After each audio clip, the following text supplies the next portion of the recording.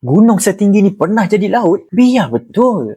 Sini, geng Geo nak story. Ini dia, Gunung Everest. Ramai ingat, dia ni dah memang lahir-lahir je terus jadi gunung paling tinggi dekat dunia. Salah tu geng. Dia asalnya dari dasar laut purba. Pelik kan? Tapi itulah sejarah bumi. Alkisahnya begini. Lebih kurang 400 juta tahun dulu geng, kawasan Everest ni dikenali sebagai Laut Tethys. Masa tu memang tak wujud lagi gunung-gunung ni semua. Yang ada cuma air laut, batu-batu bawah laut dan hidupan laut kecil. Lama-lama, semua sisa hidupan tu terkumpul jadi lapisan batu. Sebab itulah kat puncak Everest, saintis jumpa fosil haiwan laut. Kalau fikir logik, macam manalah hidupan laut boleh ada dekat gunung setinggi ni kan? Dan macam mana proses gunung ni boleh terbentuk? Bila mana plat India bergerak langgar plat Eurasia. Bila dunia ni bertembung, dasar laut tu mula naik sikit-sikit. Bukan naik mendadak, tapi ambil masa berjuta-juta tahun tau. Akhirnya dasar laut hilang. Sekarang jadilah banjaran Himalaya dan muncullah raksasa bernama Everest yang kita kenal sekarang.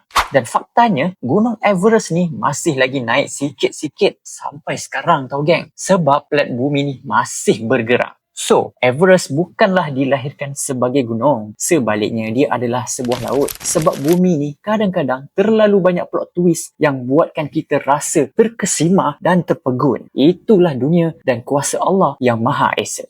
Dapat something?